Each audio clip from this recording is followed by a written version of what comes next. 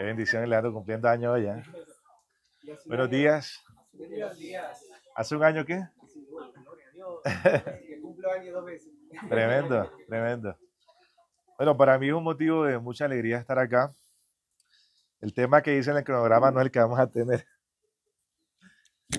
Vamos a cambiar el tema en esta mañana, porque a mí hay algo que me preocupa mucho, y es la forma en la que el ser humano empieza a ver a Dios.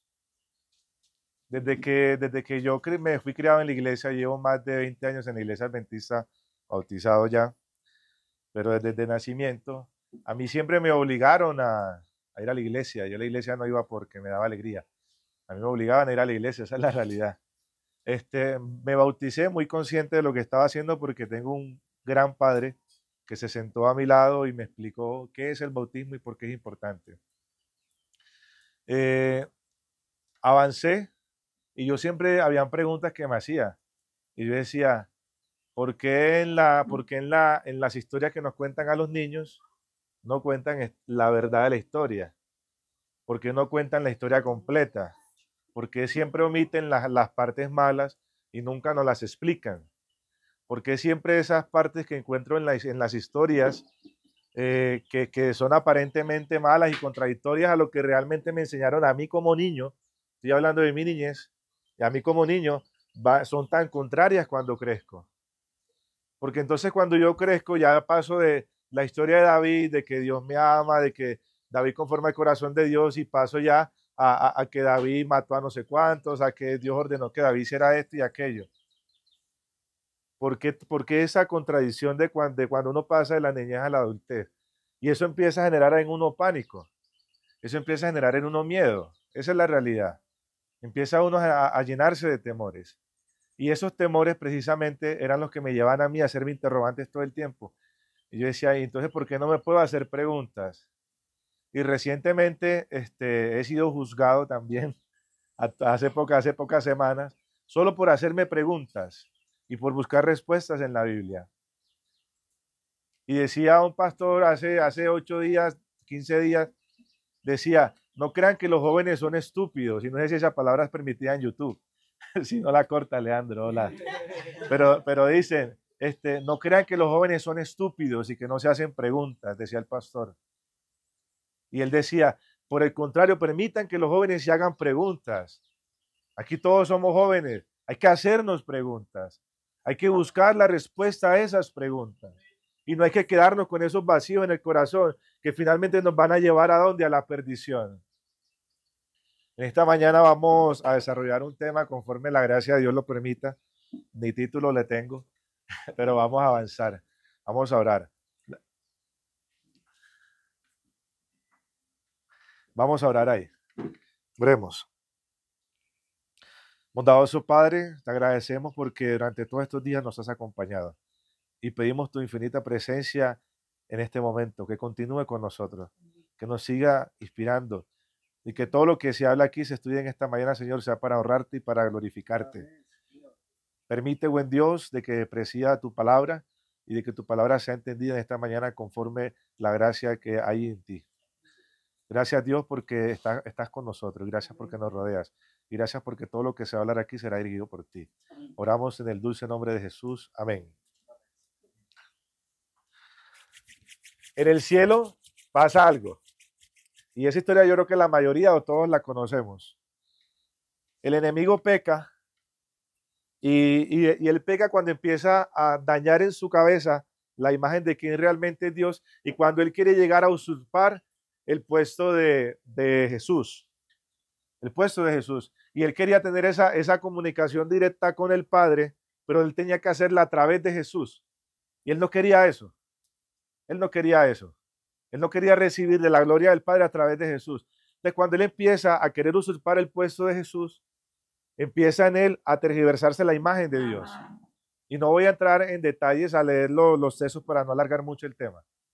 Pero ¿con qué voy a esto? Después llega y empieza a engañar a los ángeles. Y los ángeles empiezan a cogerle temor a Dios. Los ángeles también empiezan a dañar la imagen de Dios.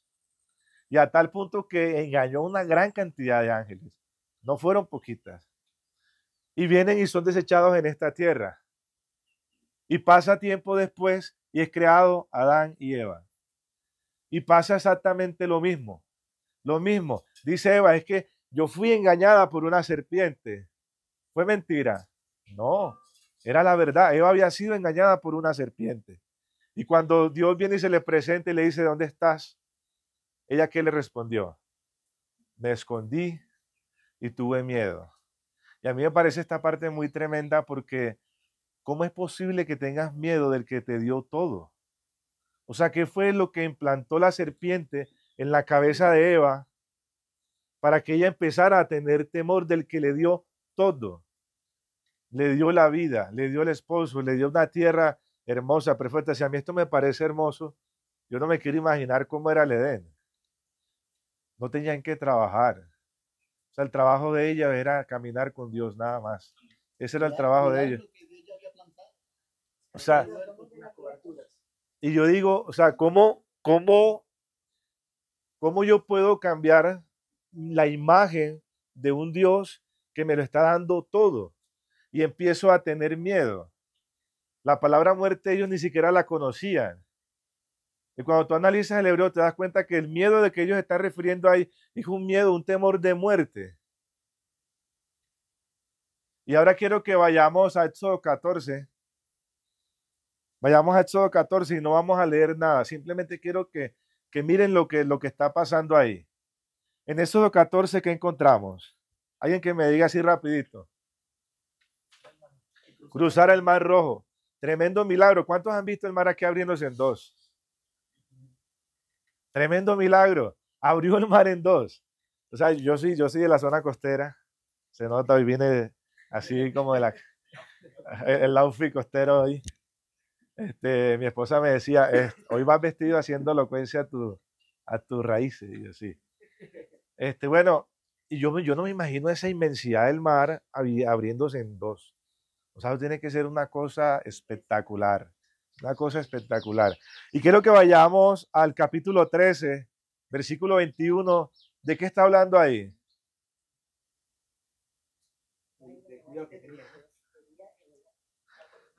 La columna de nube.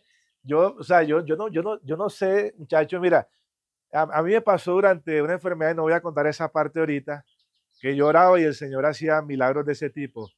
Pero yo no me imagino, o sea, uno viendo todo el cielo azul despejado y una nube encima de uno todo el tiempo. Y uno, o sea, eso tiene que ser algo maravilloso. Y una columna de fuego que por las noches, así como aquí en Guarde, no nos congela el frío. O sea, es tremendo.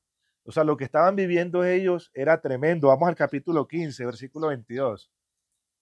Capítulo 15, versículo 22. El agua de acá les ha parecido sabrosa. Bueno, pues a ellos estaban, imagínense caminar uno por el desierto durante días, tener mucha sed y no tener nada que tomar. Y cuando llegue encuentras algo para tomar, el agua amarga. Tremendo. Y yo no me imagino el sabor que cogió esa agua que la Biblia dice que se volvió dulce. No, el mate esa, el mate esa. No vamos a tirar pullas acá.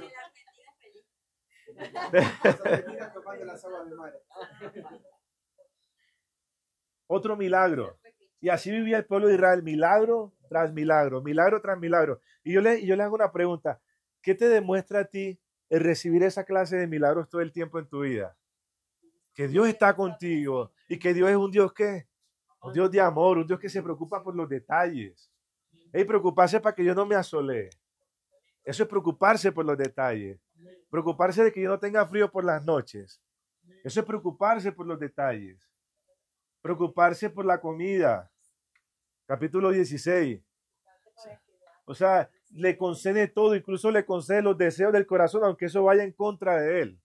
O sea, ¿cómo yo puedo percibir a Dios de una manera diferente cuando Dios solamente está preocupado por mi necesidad? Solamente está preocupado por llenar todos los vacíos que hay en mí. ¿Cómo es que yo me preocupo?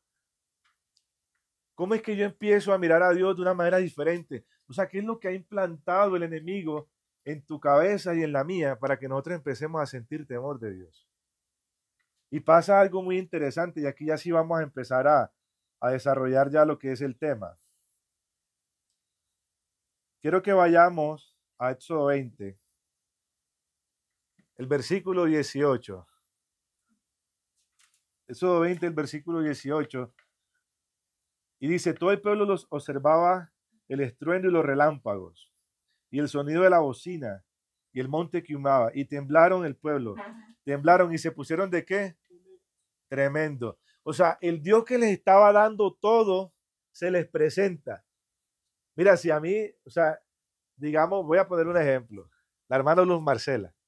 Viene, yo vivo en una chocita que no tiene techo. Me le pone techo a la choza. La choza no tiene agua, me le instala agua. No tengo comida, me lleva al mercado a la casa. Me pone luz. O sea, la hermana Luz Marcela viene y me bendice con todas esas cosas. ¿Tú crees que yo no tendría anhelo de conocerla? Ustedes si ella hiciera eso por ustedes no tendrían anhelo de conocerla. Entonces el pueblo, ¿por qué cuando se les presenta a Dios tiemblan y se ponen de lejos? O sea, en mi cabeza no cabe eso. ¿Cómo es posible que el Dios de amor que me está dando todo se me presente y yo huya de él? ¿Cómo es posible eso? ¿Por la qué? Por la dureza de nuestro corazón.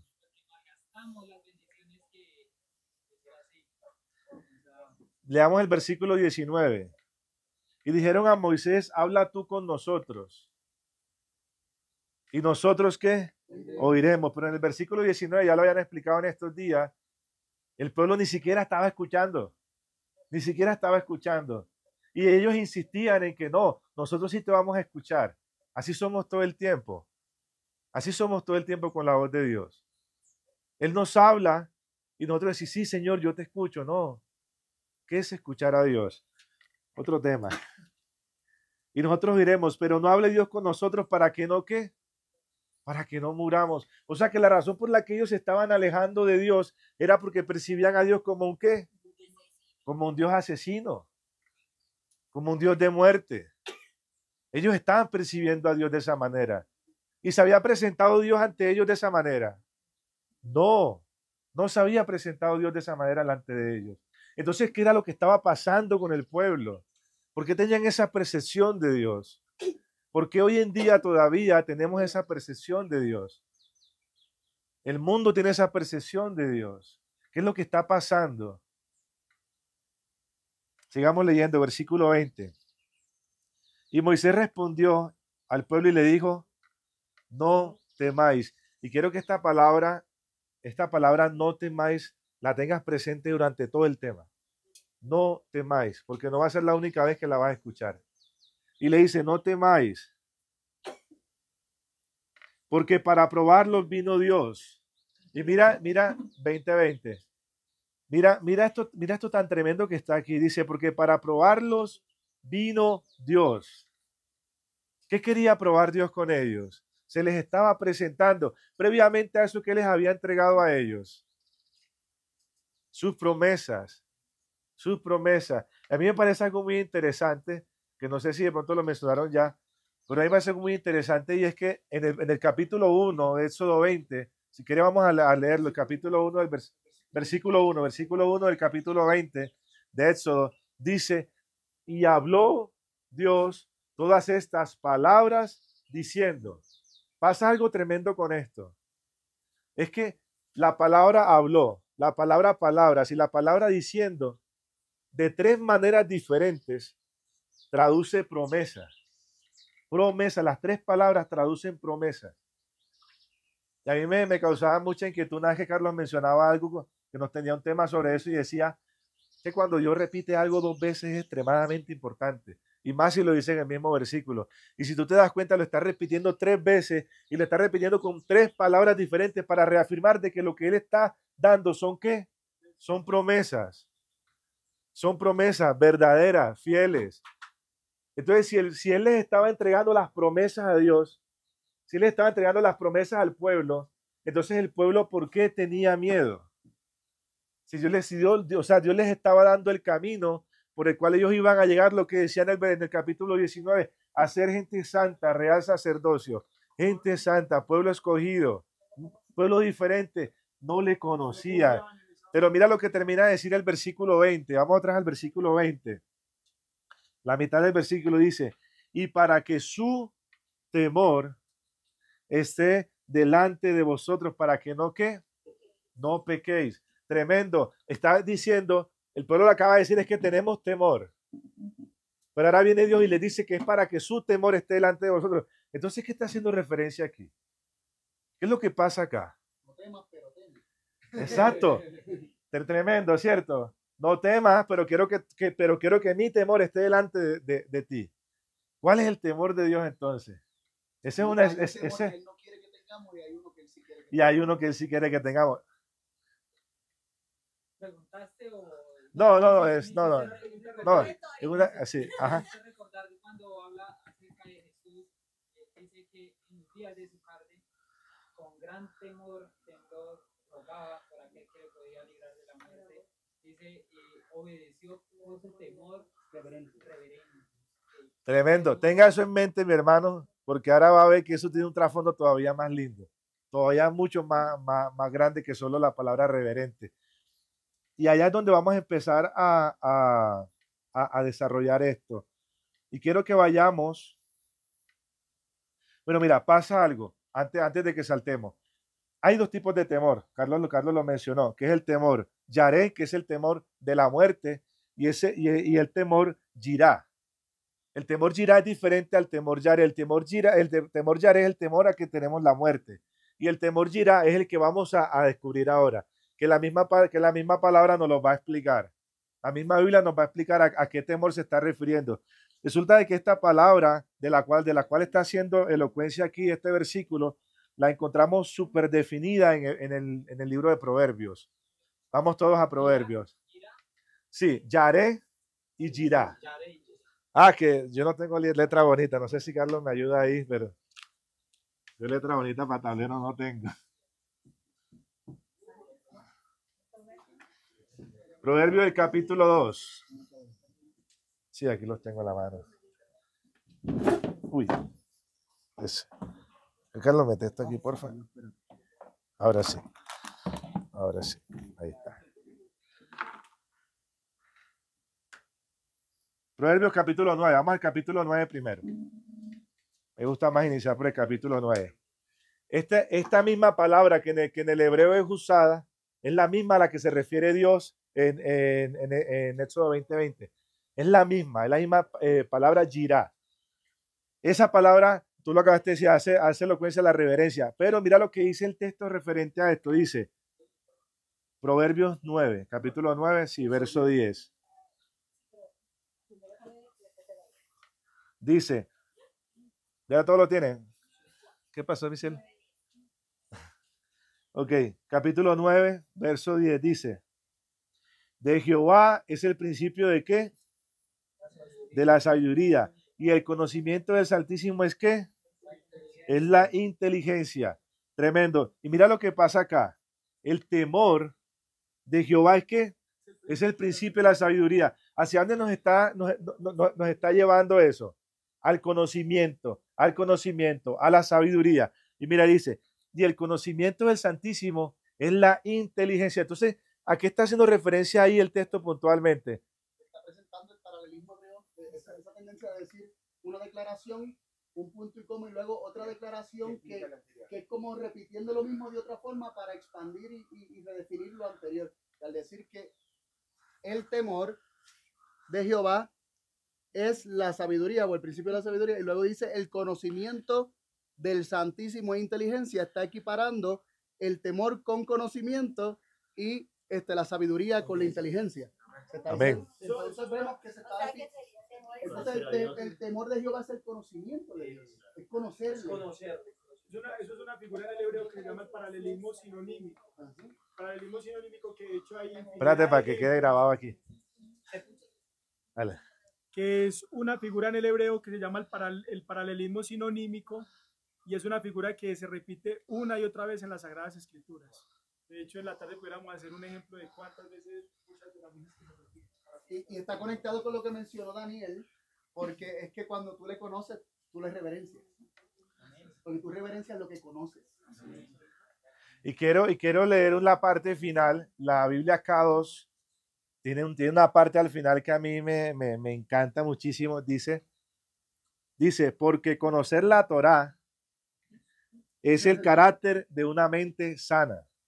O sea, complementa el versículo diciendo, porque conocer la Torá. O sea, entonces, qué era lo que les estaba entregando ahí en ese momento Dios? Les estaba entregando la Torá, el conocimiento de Dios, el conocimiento de su verdadero carácter. Tremendo. Entonces, ¿qué era lo que quería Dios que tuvieran ellos delante de ellos? Su carácter, el conocimiento de su carácter para que no pecaran. Es tremendo. Ahora sí vamos a Proverbios 2. Señor. Bueno, existe la Septuaginta, pero no la Septuaginta no aparece. Dice la ley, o sea, la ley, no Sí, la K2 en esos aspectos me di cuenta cuando fuimos a predicar a Santa Marta, que ellos nos solicitaron el favor de que usáramos la K2, porque para ellos es la Biblia más puntual. Entonces yo en la K2 me di cuenta de muchos detalles, y es que la K2 es muy puntual a la hora de hablar sobre algo, sí. Es muy chévere, la verdad, se la recomiendo. De vez en cuando revisen algún versículo. Me agrada lo que estás mencionando, porque justo en la oración de Jesús en Juan 17 dice que esta es la vida eterna. Para mí es como si Jesús dijera, esta es la clave de la vida eterna, que te conozcan a ti. Para allá íbamos. Dios, Léalo sin miedo. Quien hace un bien. Seguimos en el capítulo 2 de Proverbios. Capítulo 2 de Proverbios, pero ya, no importa, vamos para adelante. Vamos a leer desde el versículo 1. Vamos a leer del versículo 1. Miren esto tan interesante que dice aquí. Sí, dice, hijo mío, si recibieres mis palabras y guardares mis mandamientos, o en otras versiones dice, mi ley, mi Torá, dentro de ti, poniendo atención a las... Sí, capítulo 2, verso 2, vamos ya.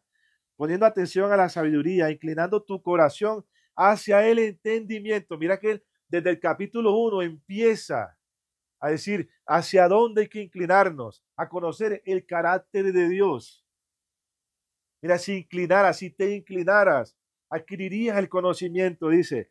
Sigue diciendo, yo me perdí, aquí estaba. Sí, haciendo hacia el entendimiento y aplicaras a la instrucción de tu hijo. Versículo 3, sí, si clamaras para sabiduría y levantaras tu voz para el discernimiento. Versículo 4, si lo buscas como la plata. Tremendo, o sea, todos los ejemplos que está colocando ahí. ¿Cuál es el problema de que nosotros no llegamos al conocimiento? No hay sed. No queremos avanzar. No consideramos que es un tesoro. Si lo buscas y lo examinas y lo rebuscas como un tesoro escondido. Ahora sí, versículo 5. Si hiciéramos todo eso que dice el versículo del 1 al 4, mira lo que pasa en el versículo 5. Entonces entenderás el temor de Jehová y encontrarás el conocimiento de Dios. Apague y vámonos. Entonces, ¿qué era realmente? ¿Qué era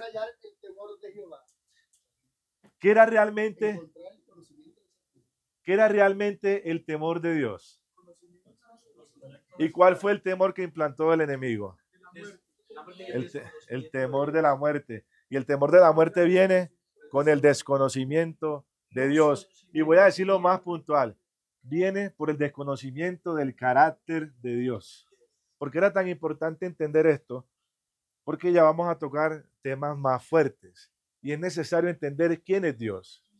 Es necesario entender de dónde realmente se origina el amor de Dios. Nunca ha sido la voluntad de Dios que tú le tengas miedo y que tú le busques por temor a las consecuencias que pueda acarrear a tu vida el no buscarle. Y allá es donde quiero que empecemos a llegar. Y ahora sí, vamos a dar una introducción breve para que podamos ir a la parte de chévere.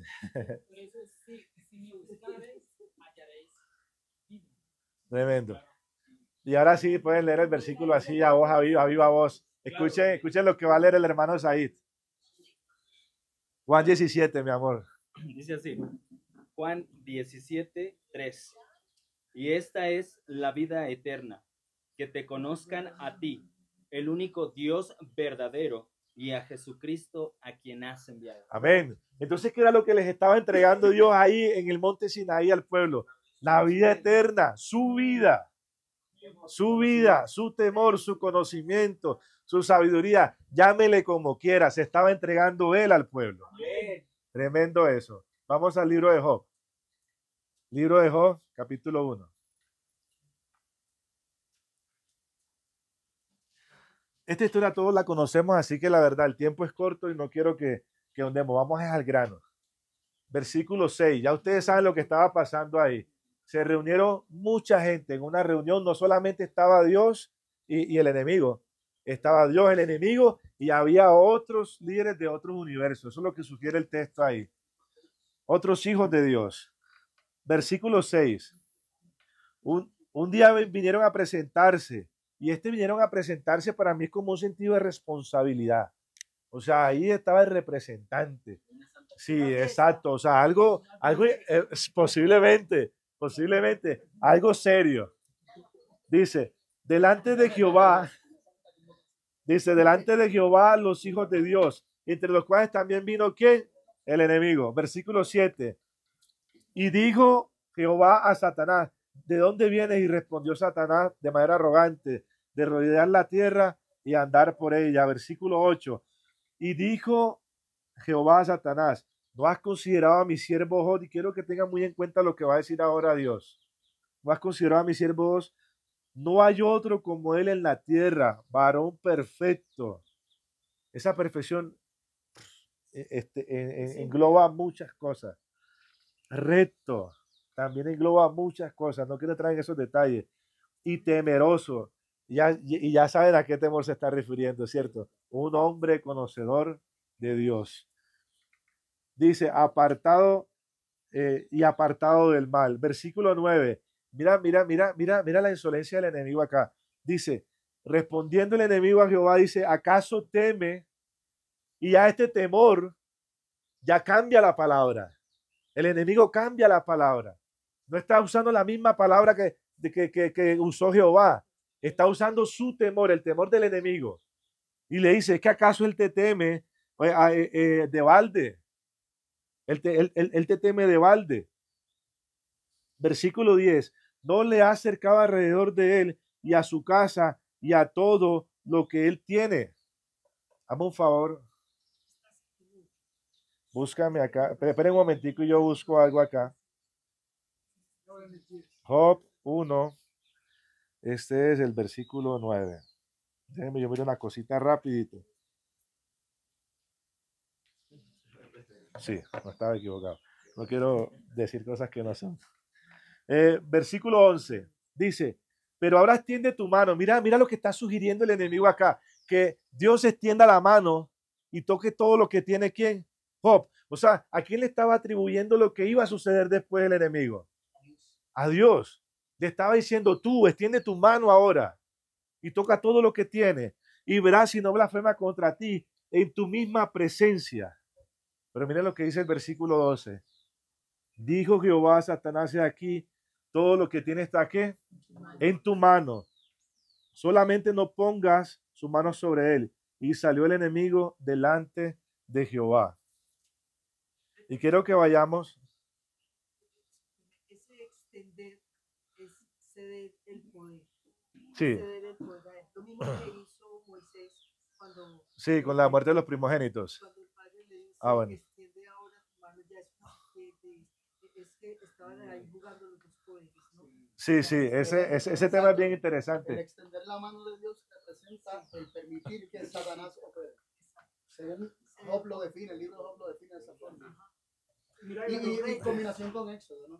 Y también Jesús dice que entregado soy en manos de pecadores, y la experiencia de Ellen White dice que equipara la experiencia de Job con la experiencia de Cristo. Entonces, cuando va a ir a casar a Cristo, ¿quién es el que incita a que Cristo sea llevado a la cruz? Y el Padre entregó a Cristo en manos de pecadores. Y así también cuando los reyes, por ejemplo David dice has derramado sangre, y muchas veces aparece que David le dice los entregarás en mis manos, los reyes, siempre el entregar, y Satanás acá está diciendo lo entregarás en mi mano, y dice en tu mano está. Entonces cuando hay, eso es para generar un principio en la escritura de que cuando se está entregando un enemigo en manos de un hombre, ¿cuál es el fin? Entonces, ¿quién es el que origina ese fin de acuerdo a la entrega que Dios hace? Siempre es muerte en manos del enemigo.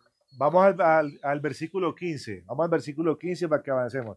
Dice, y acometieron los sabeos y los mataron, y mataron a los criados a filo de espada. Solamente escapé yo para darte la noticia. Ahora, ¿sobre quién o en las manos de quién estaba el siervo Job? ¿Me siguen? ¿Me siguen? ¿En las manos de quién estaba Job en ese momento? En ese momento estaba, en ese momento estaba en las manos de Satanás. Satanás es el que impulsa para que esos hechos se den. ¿Ven? Ya va la primera. ¿Muerte a qué? A espada. Muerte a espada. No viene de Dios, viene del enemigo. Y vamos al versículo 16, que esta es la parte en la que quiero que nos plantemos. Dice, aún estaba hablando cuando vino otro y le dijo, ¿y qué le dijo? ¿Fuego de quién? De Dios. Ahora, ¿por qué está diciendo que fuego de Dios? ¿En las manos de quién estaba el enemigo? Estaba Job. En las manos de Satanás. El hombre lo interpretaba como Dios. Y pasa algo bien interesante acá, de lo cual no vamos a ahondar mucho. Y es que hay que entender que la soberanía de Dios está por encima de todo. Por encima de lo bueno y por encima de lo malo. Aunque Dios no sea el que obra en maldad y para ocasionar la destrucción, Él sí es el que da el permiso. Y por eso Él permite que se le atribuyan esas cosas a Él. Y pasaba algo también en la antigüedad, no me lo estoy inventando, esto lo pueden revisar en historia. En la historia pasaba algo, y era que siempre se adoraba al Dios más malo. O sea, el Dios más malo era el Dios más poderoso. Y a ese era el que se adoraba. Y muchas veces Dios tenía que permitir de que se le percibiera de esa manera, solamente para que el pueblo pudiera seguir ahí. Para que entendiera que solamente había un solo Dios. Y es tremendo porque entonces viene Dios y permite eso, y Él viene y se lo atribuye. Ok, es que yo soy el soberano. Yo fui el que di permiso, yo me atribuyo esto. Sí, abundando un poco en ese punto, en Egipto que habían cientos, si no miles de deidades, las más veneradas eran las más destructoras. ¿Por qué? Porque el temor, ese temor inherente que tenemos desde nuestros primeros padres, nos llevaba ¿verdad? A la raza humana a apaciguar a los más malos para que no nos hicieran daño. Entonces, el servicio a las deidades era siempre por temor. Entonces, aquellos que eran benefactores no eran tan reconocidos porque no hacían nada. Le tenía más miedo yo y en lugar de reverenciar a algunos buenos, se tendía a adorar a los que tenían más poder destructivo. Entonces, se les ofrecían ofrendas, sacrificios de animales. Vivían para aplacar a esos dioses para que no se metiera conmigo. De hecho, no solamente lo vemos en la mitología egipcia, también lo vemos en la mitología griega. La mitología pasaba mucho. Los más famosos eran los más destructores, los más caprichosos, los más que tenían poder destructor. Y ahí vemos de dónde sale y el pensamiento pagano. Realmente es un pensamiento basado en la aplacación de una deidad que yo tengo miedo que me haga algo. Y entonces, eso aplicado al pueblo de Israel en el contexto de Egipto y de todo lo que estaba pasando allí, es bien interesante porque Dios, para enseñarles que ninguno de esos dioses son dioses, todos esos que se veneraban, que ellos mismos veneraban, para enseñarles que ninguno de esos son dioses, Él permite que se le adjudiquen a Él tanto lo bueno como lo malo para enseñarles el principio de que no tenían que estar temiendo a otros dioses ni estar reverenciando a otros dioses. Porque porque ellos no eran dioses, porque no habían otros dioses. Y las pruebas de Dios caen sobre los dioses.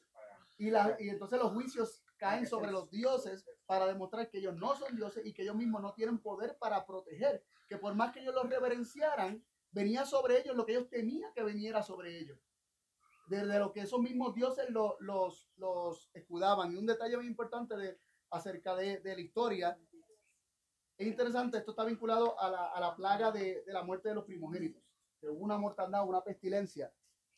Y hay un dios que se llama el dios Num, que era precisamente un carnero, era una oveja, macho, que se veneraba y se veneraba como el protector de los niños y como creador. Esto era en el antiguo Egipto. Y es bien interesante que lo que el pueblo sacrificó en la Pascua era ¿qué cosa? Un cordero. Se le dieron muerte al dios. Le dieron muerte al dios Num en vista de los egipcios. Por eso los apedreaban siempre. Y entonces los egipcios no quisieron darle muerte al dios Num porque era una blasfemia.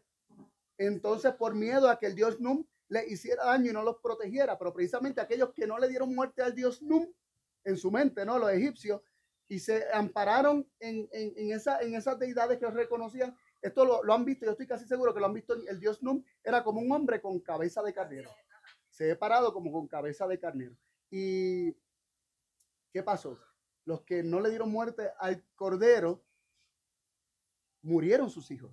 Precisamente aquel que ellos confiaban como protector de los niños, creador de los seres humanos y que bendecía las aguas del Nilo, precisamente amparándose en él, no tuvieron amparo, no tuvieron protección y los dioses nada pudieron hacer en proteger. Solo aquellos que renunciaron al dios Num y se ampararon en el Cordero de Dios, se ampararon en el ángel protector de Jehová, esos fueron protegidos de la pestilencia y de la mortandad.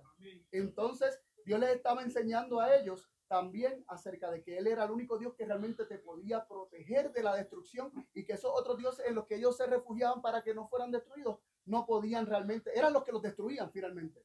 Eran en efecto los que los destruían, porque los que adoran ídolos, dice la Biblia, que los que adoran son demonios. Realmente lo que había ayer era una adoración de demonios. Son esos ángeles malos que hablamos el otro día, que se mencionan en el Salmo 78, que Dios liberó ángeles malos. Los entregó a los que adoraban. Pero lamentablemente perecieron. Vamos a tocar ya otro tópico. Vámonos, antes de seguir, porque hay muchas personas que se preguntan, bueno, y entonces el enemigo sí puede hacer toda esa clase de cosas. Si Dios se lo permite, sí. Si Dios se lo permite, sí. Vamos a leer antes de seguir al siguiente tópico lo que está en Apocalipsis. Apocalipsis, el capítulo 13. Apocalipsis, el capítulo 13, versículo 2. Mientras lo vamos buscando, recordaba que por eso se rechazó a Jesús, como lo vieron tan pacífico, o sea, que hasta sus discípulos esperaban, rogamos del cielo que descienda fuego. O sea, por eso rechazaron a Jesús, porque había ese concepto es correcto. Y esas deidades, pues ellos estaban acostumbrados a contemplar esas deidades. Por eso eligieron a Barrabás que lo soltara, porque era un mesías violento. Versículo 13. Aquí está, de Apocalipsis 13. Sí, 13. Sí, ya sabemos de qué está hablando el capítulo. Yo sé que aquí hay pura gente firme para eso. Así que no vamos a ahondar en tanta introducción. Versículo 13 dice, también hace grandes señales, de tal manera que aún hace descender ¿qué? Fuego del cielo a la tierra delante de los hombres. Y mira lo que el versículo 14 dice. Mira lo que el versículo 14 dice. Y engaña, o sea que todos esos prodigios que él está haciendo, ¿los está haciendo para qué? Para engañar. ¿Y de qué manera está engañando? Atribuyéndole todas esas obras a Dios. Tremendo. Ahora sí vamos a Reyes. Vamos al libro de Reyes. Vamos primero a primera. Vamos primero a primera para que tengamos un contextico ahí breve, que ya yo sé que ustedes conocen esta historia. Capítulo 19, el versículo de Primera de Reyes. Sí, vamos a leer.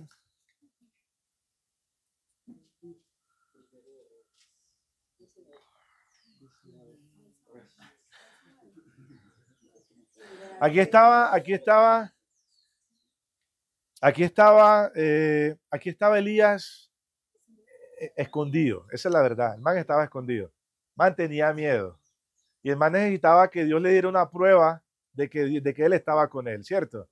Y entonces viene el versículo 11 y dice, y él le dijo, sal fuera. ¿Quién? Dios.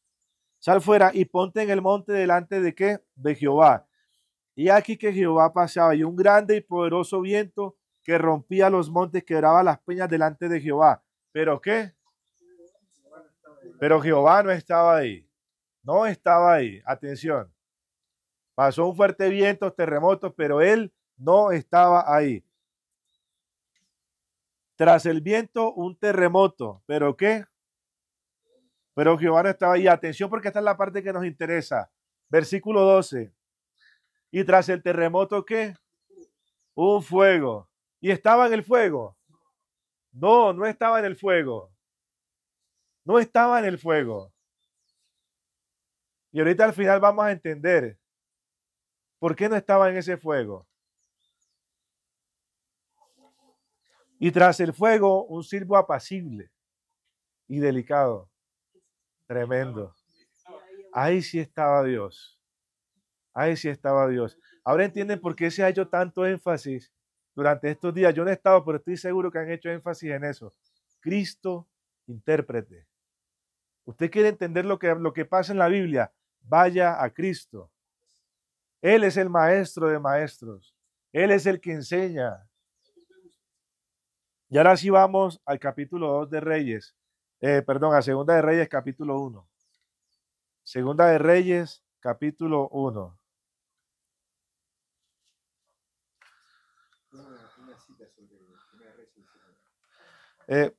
No hay problema. Tal, está bien. Si quieres, coincide mejor después o antes.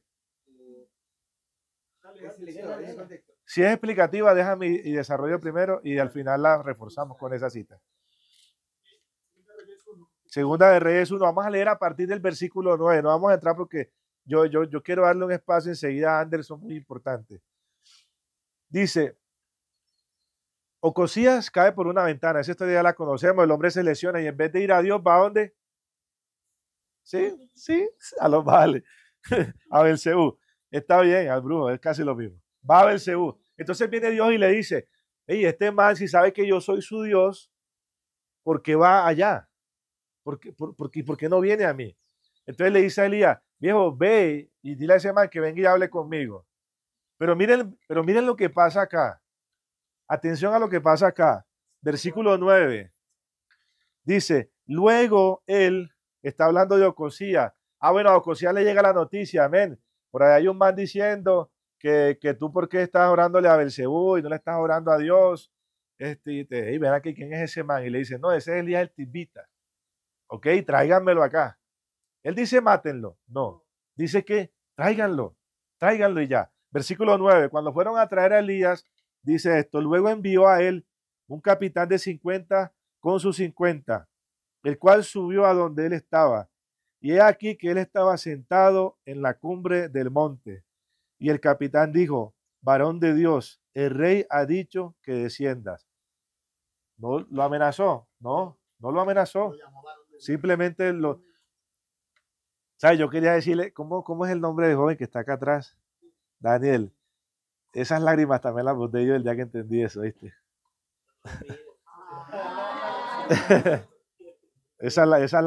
Yo identifico esas lágrimas, y fueron las mismas que tuvo la hermana Luz Marcela. Las mismas lágrimas que tuvo la hermana Luz Marcela. Gloria a Dios por eso. Versículo 10 dice, y Elías respondió y dijo al capitán de 50, si yo soy varón de Dios, o sea, mira cómo él enseguida acababa de Dios decirle que él no estaba ¿dónde?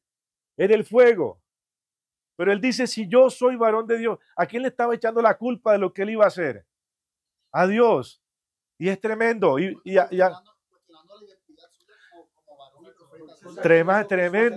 Tremendo. Claro, ya el pagano se lo había dicho. Si eres el hijo de... Uy, tremendo, ¿cierto? Tremendo. Obras, antiguo pacto, viejo. Eso es antiguo pacto. Mira. En RC 19 él se había dicho, yo no soy mejor que mis padres, quítame la vida. Él ya tenía dudas con respecto a su identidad. Tremendo. Y se ve a Elías, y se ve a Elías en un contexto que, o sea, casi que lo endiosan. Tremendo, casi que lo endiosan. Y ahí yo en Elías es donde veo la gracia de Dios. Ahí es más, yo por Elías es que yo digo que yo soy salvo en el nombre de Jesucristo. Para sumar lo que dijo, que ya lo de la identidad, también ya la mujer le había dicho, me está diciendo aquí Anderson, la palabra de Dios es verdad en tu boca, ¿ves? O sea, no tenía nada ya que mostrar, ya Dios le había... Mi hermano. En los últimos días se va a revelar nuevamente el Elías. En todos los conceptos, o sea, tanto en la parte débil como hombre. Uy, qué conceptazo, mi hermano. Como la parte donde él se fortalece y ya no es el mismo Elías. Tremendo, amén. Tremendo. Dice, si yo soy varón de Dios, descienda fuego del cielo y consúmate con tus 50. Hizo una masacre. Hizo una masacre. Mató 51 personas. Dice, y descendió fuego del cielo y lo consumió a él y a sus 50.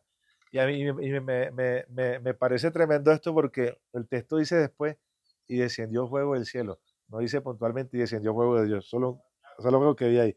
Versículo 11 dice, y volvió el rey a enviar otros 50 con sus 50, y le habló y dijo, varón de Dios, volvió lo que dice Carlos, volvió y lo reconoció como varón de Dios.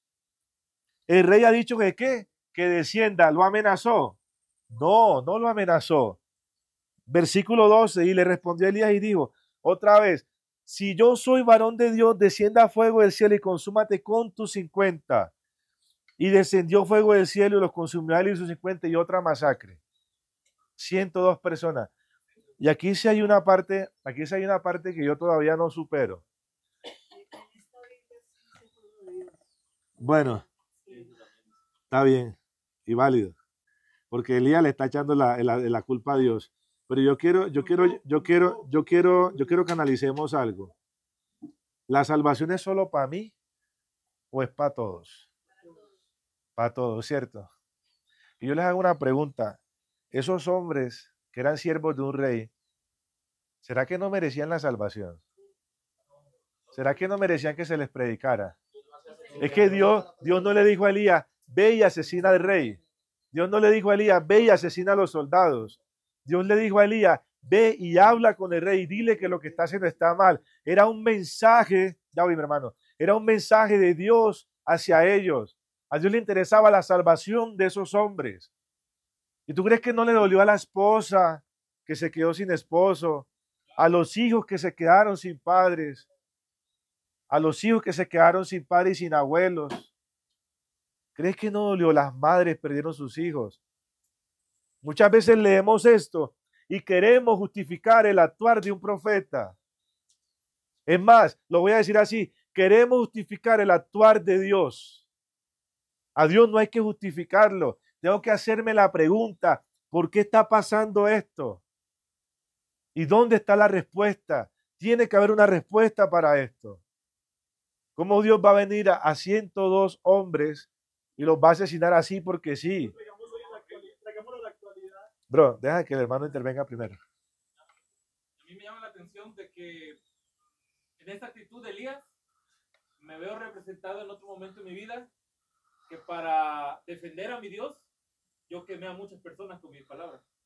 Por defender mi doctrina, por defender mi forma de ver, de pensar, de esto.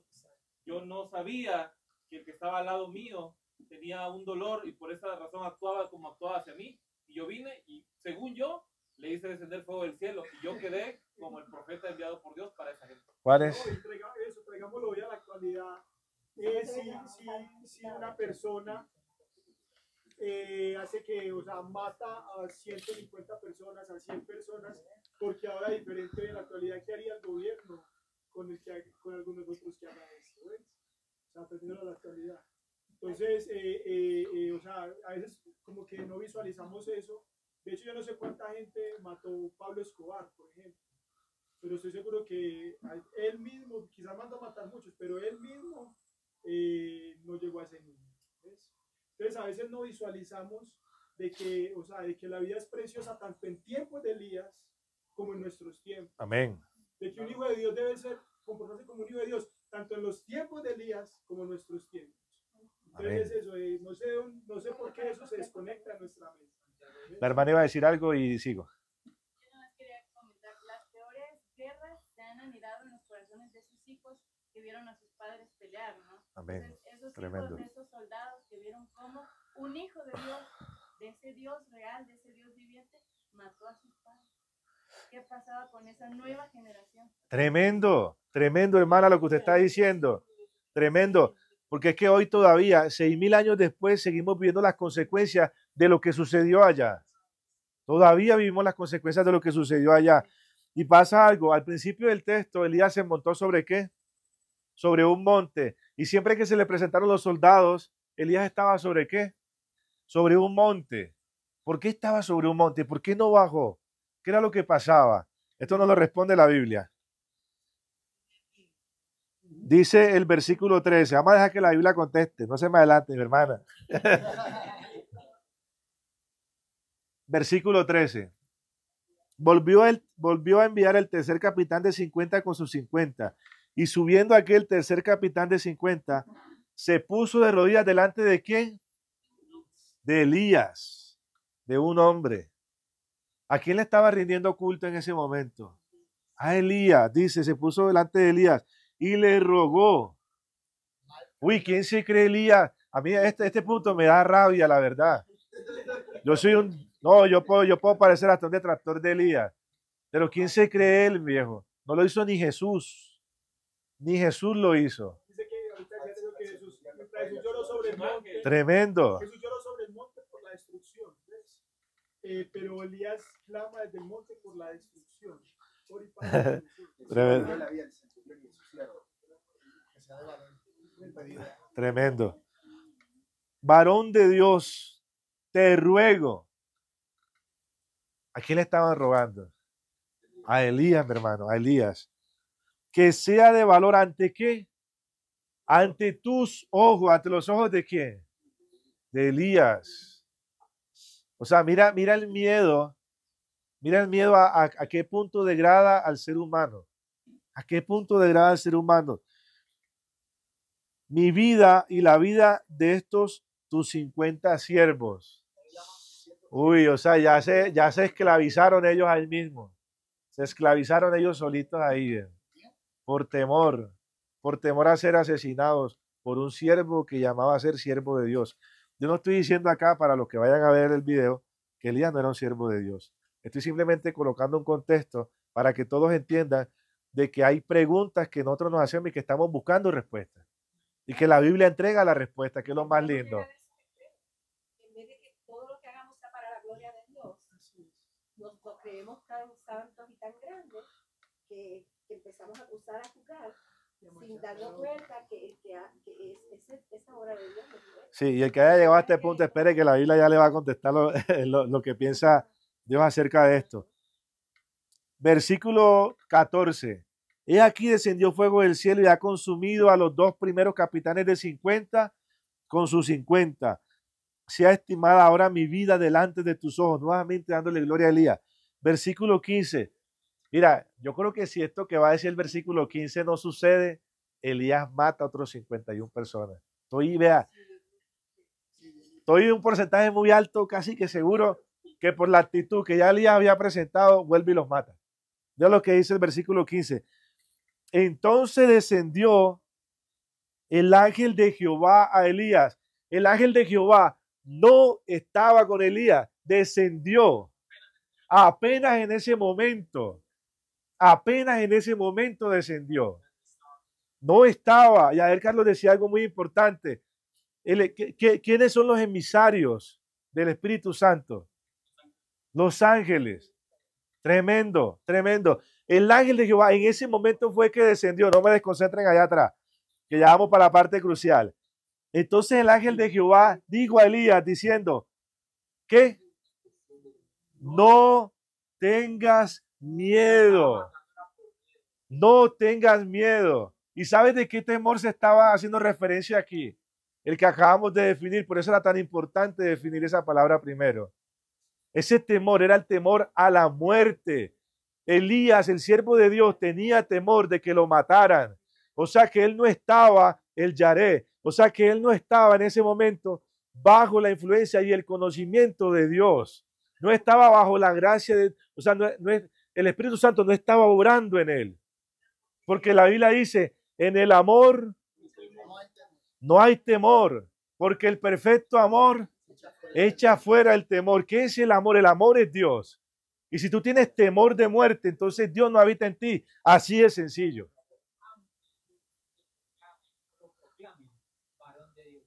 Aunque se proclame, tremendas esas palabras, mi hermano. Tremendas esas palabras. Y quiero dejar algo claro. ¿Era Elías siervo de Dios? Claro que sí. ¿Cumplió la voluntad de Dios? Claro que sí. En ese momento se equivocó. Mi hermano, sí. Mi hermano, sí. La cosa... Entonces, ¿se equivocó en ese momento? Sí.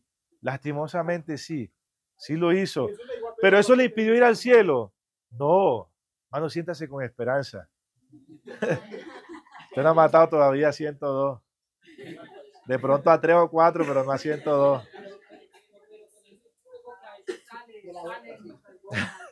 Yo no lo quería decir. Pero esa boca acusadora, tremendo, no. Ni yo te condeno, le dice el Señor a la mujer, ni yo te condeno. O sea, ni siquiera el mismo Jesús, tremendo. Dice, desciende con él, no tengas miedo de él. Y se levantó y descendió con el rey. Le revela que era la voluntad de Dios que él descendiera. Tremendo. Tremendo. O sea, siempre la voluntad de Dios fue que él fuera el emisario. Y que no tuviera miedo y que fuera y que demostrara el amor de Dios. Tremendo. O sea, en el temor no hay amor. Tremendo. O sea, en ese momento lo que Dios quería era precisamente eso, Carlos. Qué tremendo eso que te acabaste de decir. O sea, quería que incluso los soldados vieran la influencia del amor de Dios, la misericordia de Dios. Uy, qué tremendo eso.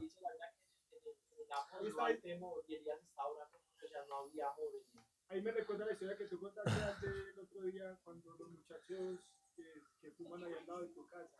Ah, tremendo. Pero no voy a contarla, bro, porque me extiendo. Sí. En el momento que Elías está allá, fue después de lo que sucedió en el monte. Sí. O sea que ese Ya sabía. o sea, él estaba en el temor del pecado. Así es. O sea, no tenía por qué tener miedo. Claro.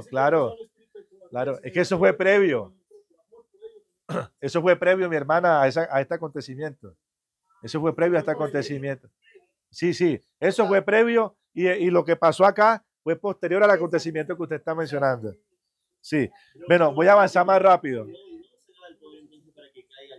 Ahí está, por eso le llamo lo de Apocalipsis 13:13. Es que Dios le da poder a la bestia, al enemigo. No solo eso, sino que Era Satanás. Se decía que era Satanás en Job, pero se le llama fuego de Dios. Bueno, voy a avanzar más rápido porque ya se nos fue el tiempo. Vamos a Lucas 9, versículo 51. No, porque después tiene que quedar con Anderson hasta la 1:30. Ellos adoraban a Belcebú. Ellos adoraban directamente a Satanás. Entonces, o sea, ahí finalmente ellos tenían brechas abiertas. Tenían brechas abiertas. Y encima que el que había pararse en la brecha, rogar por ellos, los mata. Listo, vamos a Lucas 9, el versículo 51. Vamos rápido, Lucas, capítulo 9, versículo 51. Me río porque ya la mamá le dejó una tarea y la está haciendo, entonces ya se le iba a olvidar un texto. Dice, cuando se cumplió el tiempo en el... Sí, claro, Lucas, capítulo 9, versículo 51. Sí, dice, cuando se cumplió el tiempo en el que había de ser recibido arriba, afirmó su rostro para ir ¿a dónde? A Jerusalén. Pero mira lo que pasa en el versículo 52. Dice, y envió mensajeros delante de los cuales fueron y entregaron en una aldea a los samaritanos para hacerles preparativos. ¿Tenía la intención Jesús de pasar por la aldea de Samaria, sí o no? Claro que sí tenía la intención. Aunque su rostro estaba allá en Jerusalén, él dijo, ahí en esa cabaña que está allá, yo necesito ir. Yo tengo que ir. O sea, él quería llevar su mensaje. Mira que Dios, aunque él sabía la respuesta que iba a encontrar, Él tenía la intención de ir. ¿Quién es el que rechaza a Dios? El hombre, tremendo. Sigamos leyendo versículo 53. Mas no le recibieron porque su aspecto era como de ir a Jerusalén. Siempre sacamos excusas. Siempre sacamos excusas y para nosotros es facilito echarle la culpa a Dios. Yo saco la excusa del por qué Dios no obra en mí y pum, le echo la culpa a Dios. Qué fácil es nuestra vida así, ¿cierto?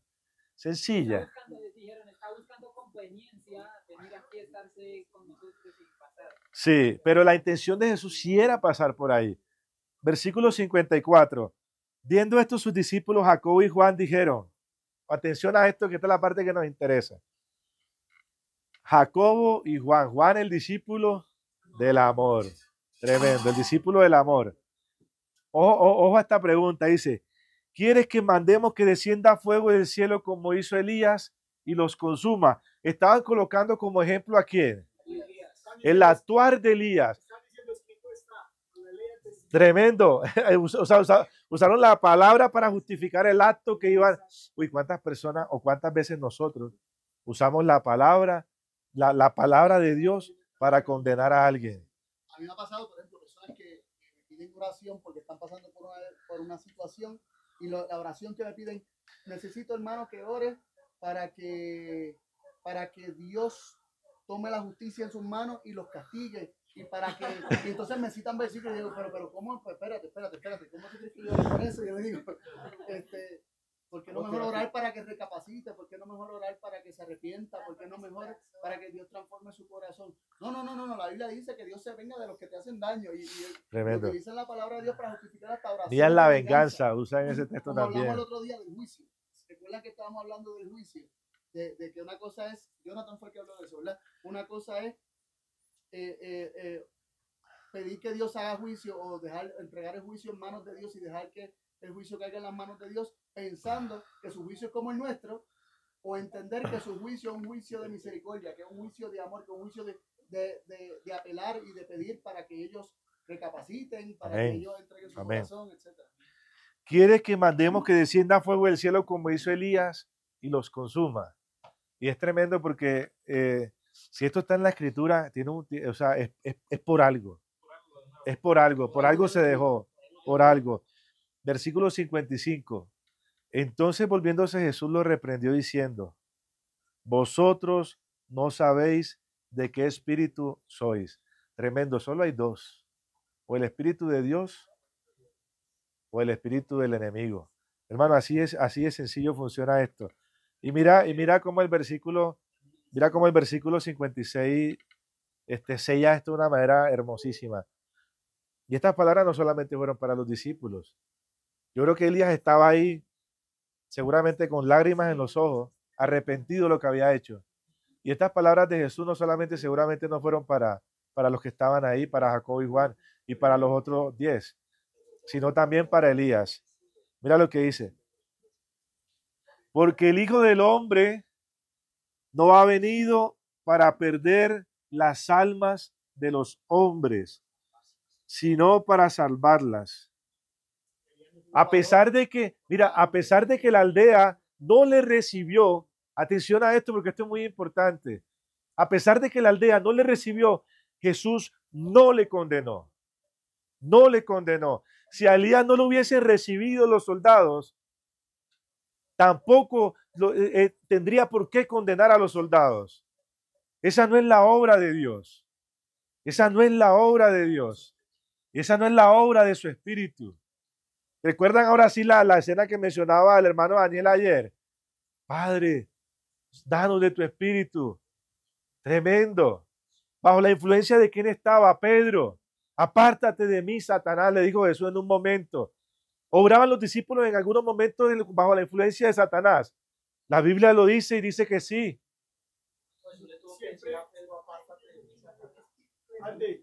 Y siempre pasa esto, o sea, tener una actitud con el espíritu contrario de Dios siempre pasa por echar las palabras de Dios tras las espaldas, por no oírlas. Ya Jesús les había dicho, si no recibir en una aldea o en un lugar, sacudir la planta de sus pies y seguir, ¿ves? Pero, ¿dónde quedaron esas palabras? ¿No? Siempre el corazón endurecido. Ahora, también la Biblia ya decía, no matarás. ¿Dónde quedó ese no matarás para Elías? Bueno, yo quiero avanzar ya y voy a pedir que me interrumpa lo menos posible porque ya voy a ir al grano ya. Vamos a cerrar esto ya. Porque quiero darle el espacio a Anderson. Anderson se va a demorar más o menos como una horita pasadita. Yo les pido de verdad, de todo corazón, Juan, hermana Luz, que ahorita que Anderson se sienta acá, ojalá nadie se vaya. Porque vamos, o sea, esto es la continuación de lo que se inició ayer en la tarde, que empezó con Juan Esteban, lo amplió Carlos, y ahora lo estamos ampliando un poco más. Pero ahora viene una parte también muy importante que no quisiera que se pierda. Y vamos a avanzar rápidamente con esto. Ya ustedes conocen muchos textos, simplemente los voy a leer. Santiago 1:20, porque la ira del hombre no obra la justicia de Dios, por lo cual desdeñando toda inmundicia y abundancia de malicia, recibí con mansedumbre la palabra implantada, la cual puede salvar almas. La ira de Dios no tiene nada que ver con perder las almas. Nunca ha tenido que ver con eso. Siempre la intención de Dios es salvar las almas.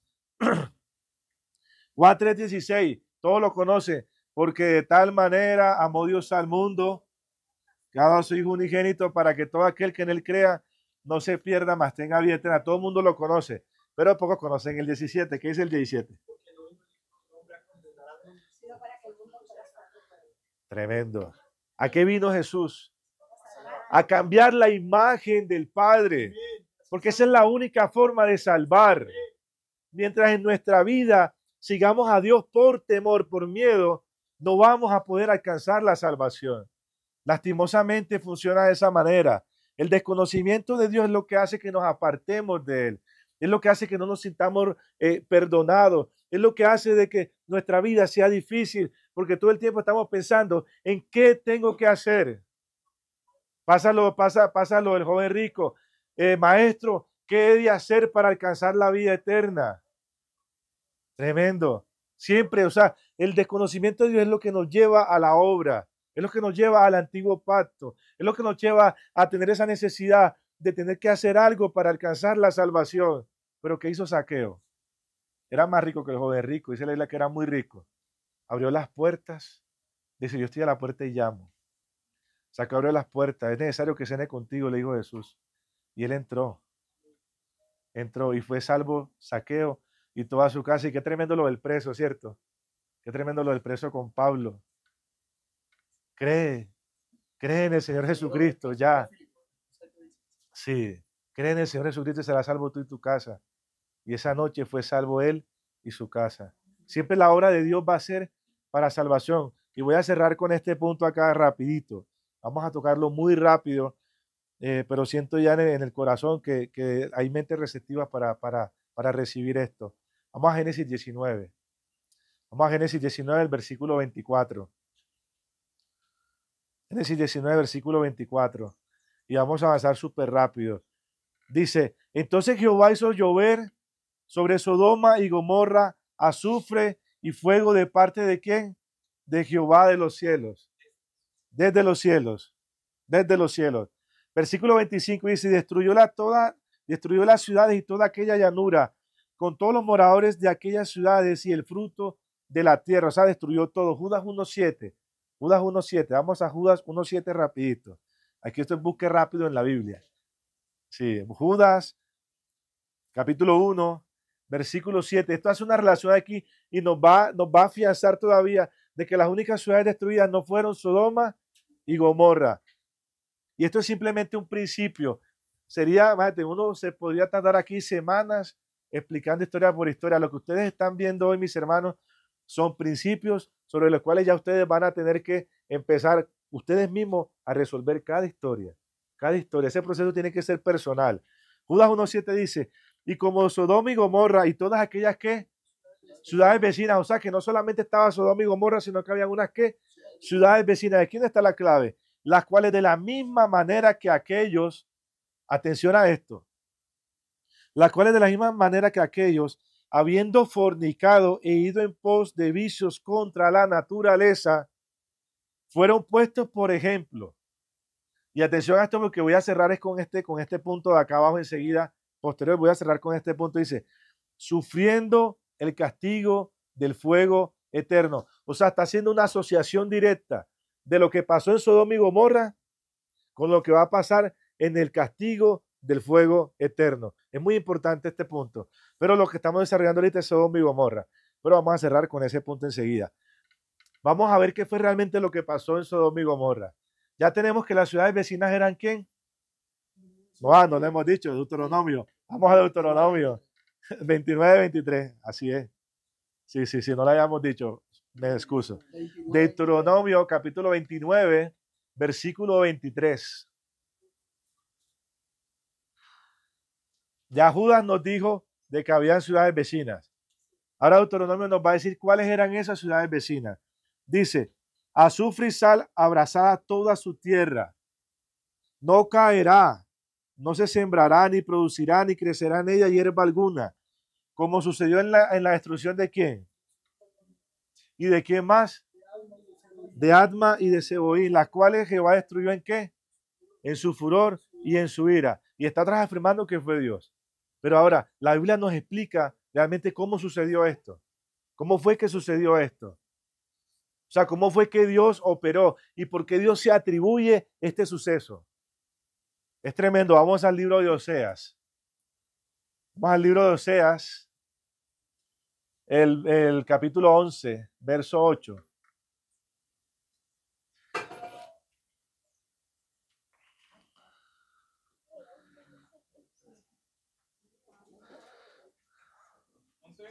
Once, 8. Y antes de que lo lean, quiero que se imaginen este panorama. Vamos a simular de que estos son los 4 ángulos de la Tierra.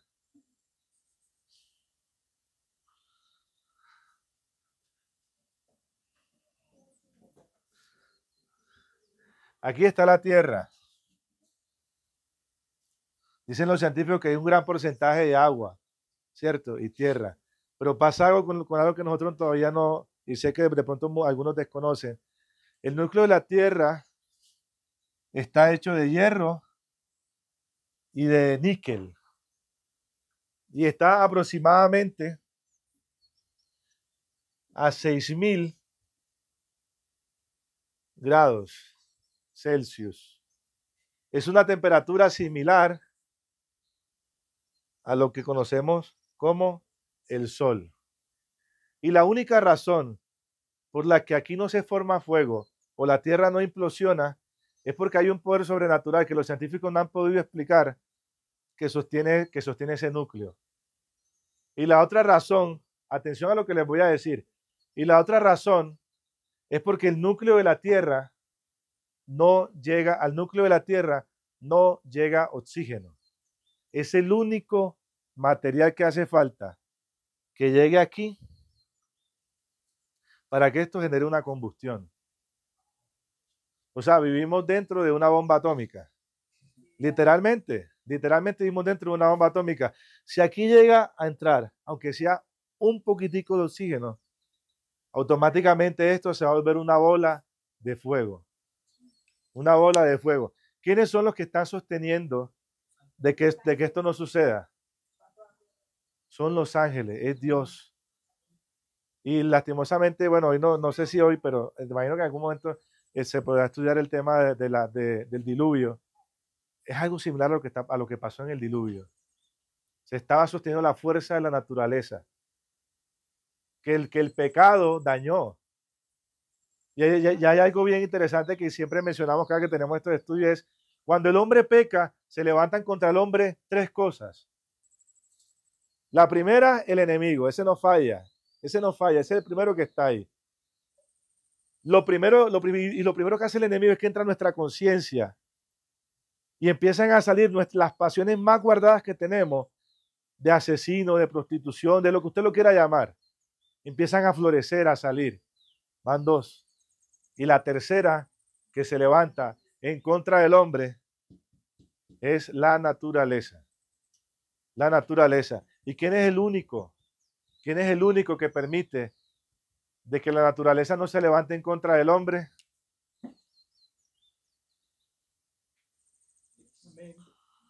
Dios, mi hermano. Si la naturaleza hoy en día no se ha levantado en contra del hombre, ha sido por Dios. Y ya la naturaleza se levantó una vez y fue por el diluvio. Y fue por el diluvio. Y se levantará una segunda vez, dice la Biblia. Y será por fuego. Tremendo. Ahora sí vamos a leer.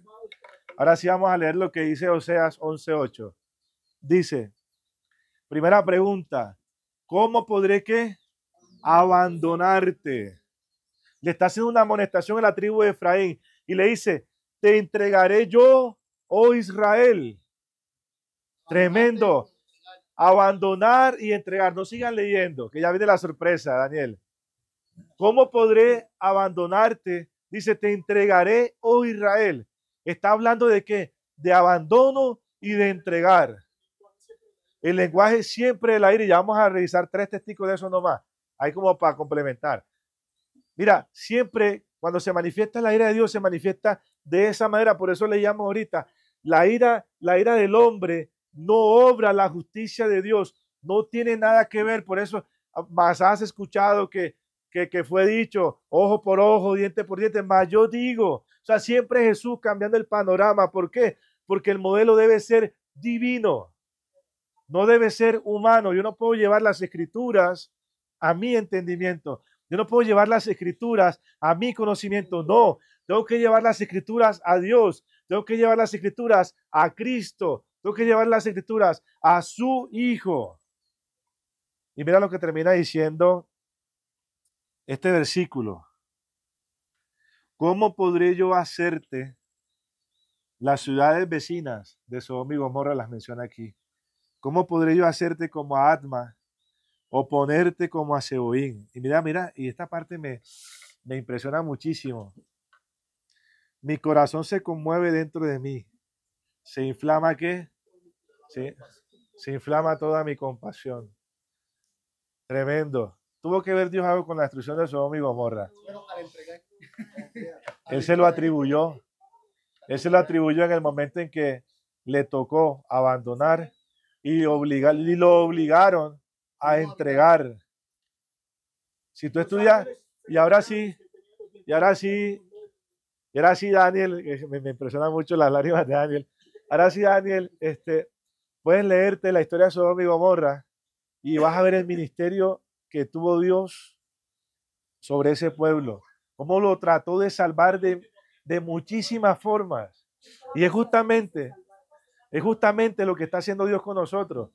O sea, inventa marañas, hace lo que sea por salvarnos. Hace lo que sea por salvarnos. Lo tremendo es que así como entregó a Adma a Seboín, no quería entregar a Efraín e Israel, porque hacerlo le causa tanto dolor. Dice que es como un fuego, se inflama toda mi compasión. O sea, en el proceso de entrega no es como que pues tú te lo buscaste, allá tú no. El proceso de entrega para él es un proceso doloroso. Ya vamos a acabar. Romanos 1:18. Cuando se lo expresa y le dice, dejad a Efraín a los suyos. Exactamente. Tremendo. Mira, Romanos 1, versículo 18. Vamos a avanzar. Romanos 1:18. Mira lo que dice Romanos 1:18. Dice, porque la ira de Dios se revela desde los cielos contra toda impiedad e injusticia de los hombres, que detienen con injusticia la verdad. Pero mira cómo se manifiesta. Versículo 24. Versículo 24 dice, por lo cual también Dios los entregó. Mira qué interesante, dice, Dios los entregó a la inmundicia en las concupiscencias de sus corazones, de modo que deshonraron entre sí sus propios cuerpos. Fue lo que hizo Sodoma y Gomorra. Sí, ¿y qué es lo que está haciendo Dios? Se ve obligado a entregarlos. Se ve obligado. Versículo 26. Por esto Dios los entregó a sus pasiones vergonzosas. Pues aún sus mujeres cambiaron el uso natural por el que es en contra de la naturaleza. Versículo 27, de lo cual de igual modo también los hombres, dejando el uso natural de la mujer, se encendieron Es que está chiquitica la letra. En su lascivia unos con otros, cometiendo hechos vergonzosos hombres con mujeres y recibiendo en sí mismo, es que es en mí mismo por mi pecado, recibiendo en sí mismo la retribución debido a su extravío. Versículo 28 y cerramos. Y como ellos no aprobaron tener en cuenta a Dios, Dios los entregó a una mente reprobada para hacer las cosas que ¿qué? Que no convienen. Y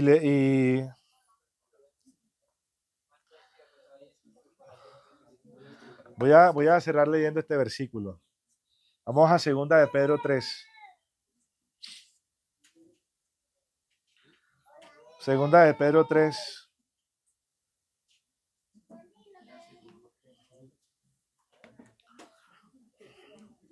Mira lo que dice 2 de Pedro 3. Y ya con esto vamos a cerrar.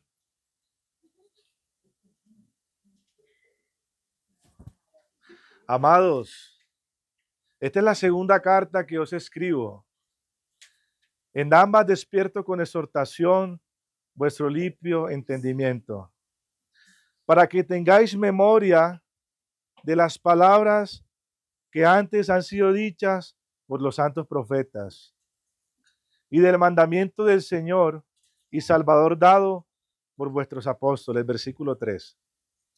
Sabiendo primero esto, que en los postreros días vendrán burladores, andando según sus ¿qué? Sus concupiscencias, igual que en Sodoma y Gomorra, igual que lo que mencionaba ahorita Romanos, igualito. Versículo 4, y diciendo, ¿dónde está la promesa de su advenimiento? Tremendo. Y yo creo que eso ahí de dónde está la promesa de su advenimiento, no solamente está hablando de la promesa de él venir, sino de todas las promesas que él nos ha entregado. De todas, porque es que cuando habla específicamente de dónde está la promesa, está hablando específicamente de Cristo. ¿Dónde está el Cristo? Es lo que le están diciendo.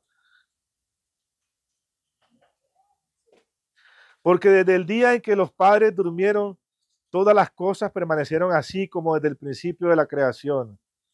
Estos ignoran voluntariamente que en el tiempo antiguo fueron hechos por la palabra de Dios de los cielos. O sea, estos ignoran que fueron hechos por Cristo. Eso es lo que ignoran. También la tierra que proviene del agua y que por el agua ¿qué? Subsiste. Y mira lo que dice. Por lo cual el mundo de entonces pereció ¿qué? Anegado en agua. Eso fue lo que pasó en el diluvio, que no lo hemos podido estudiar todavía. Pero eso fue lo que pasó en el diluvio. Pero ahora quiero que veas, en el diluvio, ¿qué fue lo que se levantó en contra del hombre? La naturaleza. Mira lo que dice el versículo 7. Y ya con esto voy a cerrar. Pero los cielos y la tierra que existen ahora, atención a esto que es una parte muy importante. ¿Recuerdan lo que decía Judas 1:7? Vamos, yo se los levanté antes de leer esa partecita.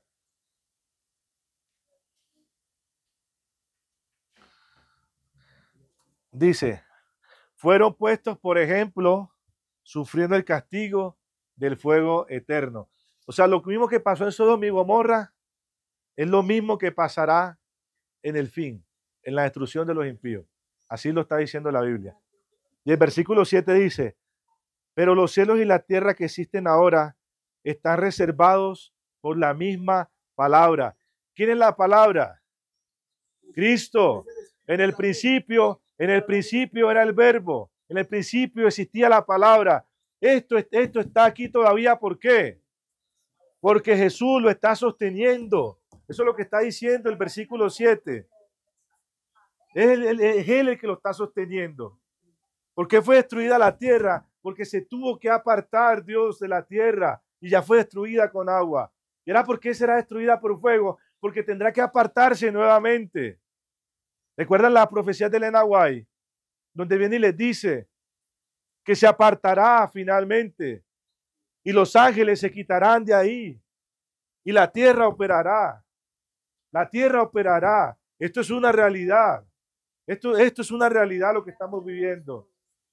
La tierra va a operar. ¿Y cómo va a operar? Dice, pero los cielos y la tierra que existían ahora están reservados por la misma palabra, están reservados por Cristo.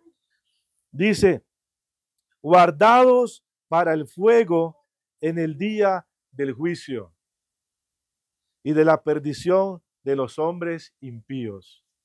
Este momento está reservado. Y así como la tierra una vez fue destruida por agua, este núcleo algún día le llegará oxígeno seguramente, porque la Biblia dice que habrán terremotos, habrán brechas, y la tierra hará su tarea. Mi hermano, gracias por el espacio.